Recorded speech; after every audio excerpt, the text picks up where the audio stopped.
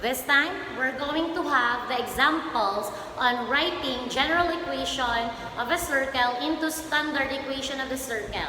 And we need to identify the center and the radius of the circle with the given equation in each item. Also, we need to sketch its graph and indicate the center. So, let's have example number 1. For example number 1,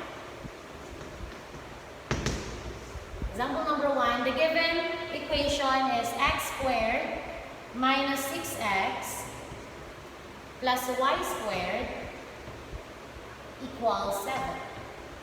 So, if you've noticed, in our previous video, yung na-review lang natin is about the completing the square. And medyo easy lang yon kasi isa lang yung variable natin, only x. But this time, as you have noticed, we have x squared and then y squared.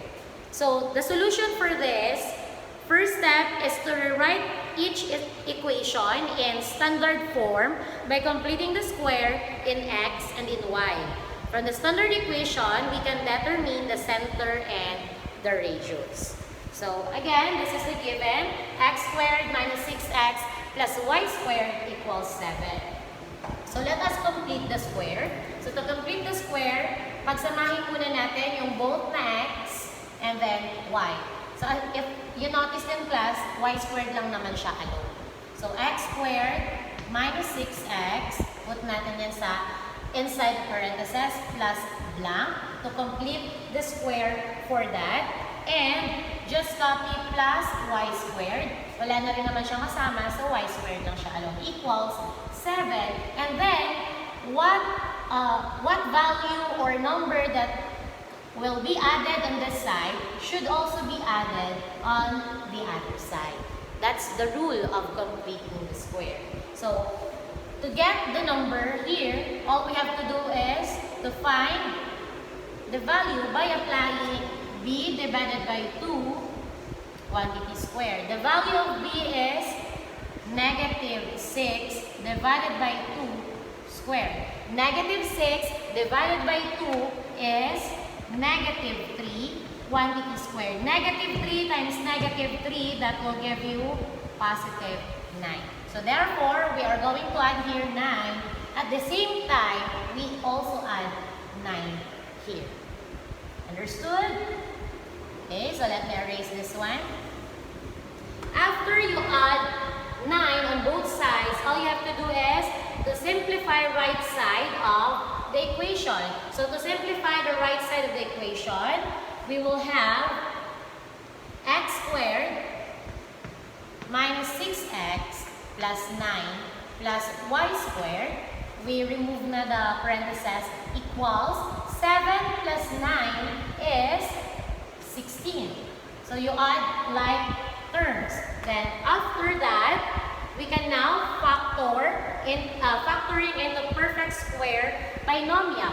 So this one, itong part, i-factor natin siya into a perfect square binomial. So get the square root of x squared.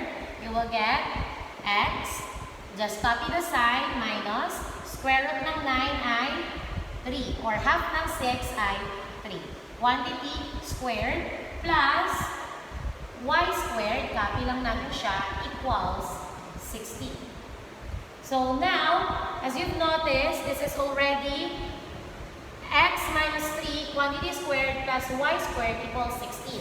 Malapit na tayo sa standard equation of the circle in the form x minus h quantity squared plus y minus k quantity squared equals r squared. So to write this as an r squared, all you have to do is to get the square root of 16. So you will have x minus 3 quantity squared plus y squared equals, the square root of 16 is 4, so which means 4 squared siya.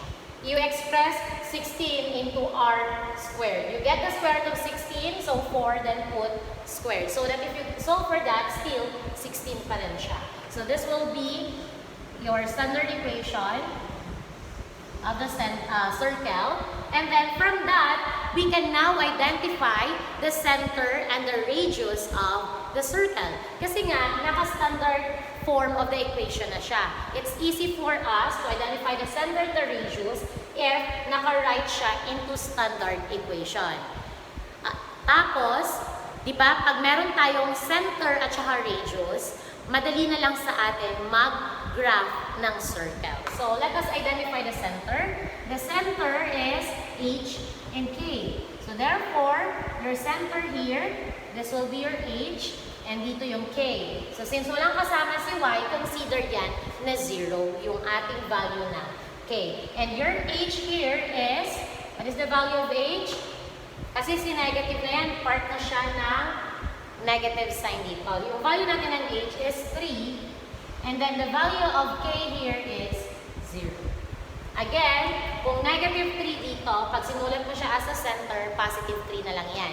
Kasi nga, itong minus na to, part siya ng ating equation. If ever na positive dito, yung ating center ay magiging negative 3. So, nag-opposite lang yung sign. So, minus 3. Kung x minus 3, positive 3 yung ating value ng H. So again, the center now is 3, 0 at point 3, 0, and our radius is equal to, so this is r squared. So therefore, your radius is equal to 4 units. So since meron na tayong value ng ating center, which is 3, 0, and the radius is 4, we can now graph the circle, or we can now sketch the graph of the circle. Kasi nandito na si center at saka si radius. So let us try to graph it. So the first thing to do is to draw the Cartesian plane.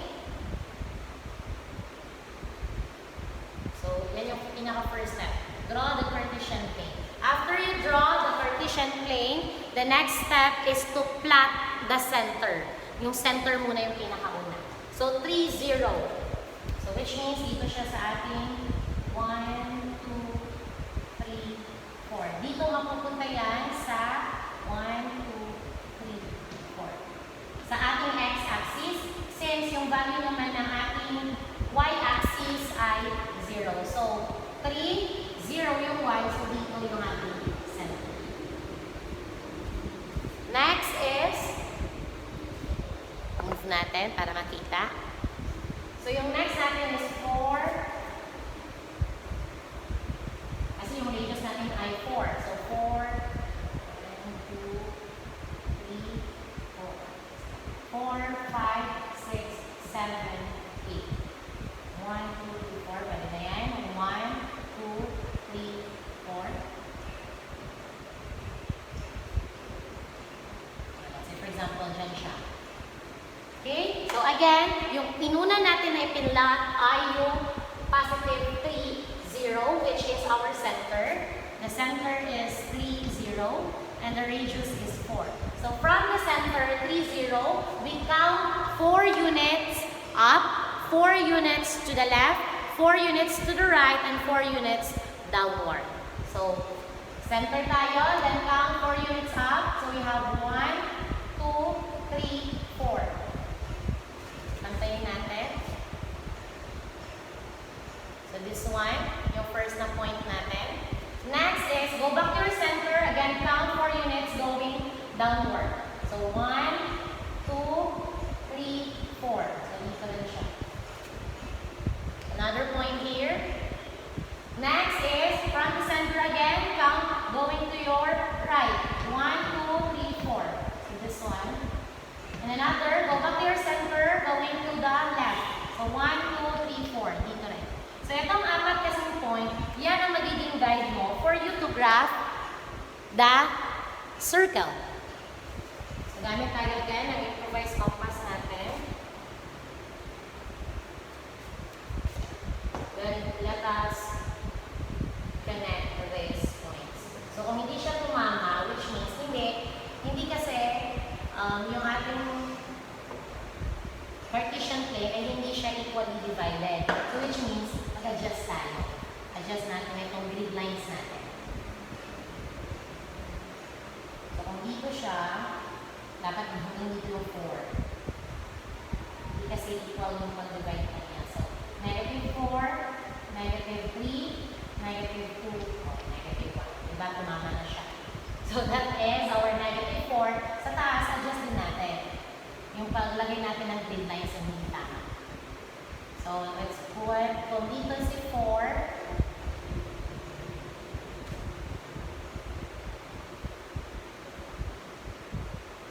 4, 3, 2, tsaka yung 1 natin. So we have here 1, 2, 3, 4. Doon na siya. So hindi kasi tumama yung una nating plot ng points, which means hindi equally divided yung grid lines natin. But if you use graphing papers, mas exactly yung grid lines. So nasa board kasi ako, so hindi tama yung paglagay ko ng grid lines. Pwede naman trial and error. So which means this is now our graph of the equation. The center at 3, 0. And then that 4 points, yan yung nag-serve as our guide for us to draw the circle. Para yun yung guide ng magiging compass nyo. Okay? So kung wala kayong mga compass, you can use any type of string na pwede nyo siyang ma-stretch na maganon sa kanyang draw ng circle. Pwede rin papel. Yung strip of paper, then butasan nyo yung palpito, tapos butasan nyo rin sa dulo, then ganon nyo. Dapat yung paper na strip of paper, ganon din ka half. Okay? So again, from our general equation, we will write it into standard equation by applying the completing the square. Then after, you identify the center and the radius. Then, pag meron na kayong center at saka radius, you can now graph the circle by drawing first the Cartesian plane, plotting the center, the point na yung center natin, then count kung how many units yung radius sa ating apat na direction, up, down, right, at saka left. Okay? Understood?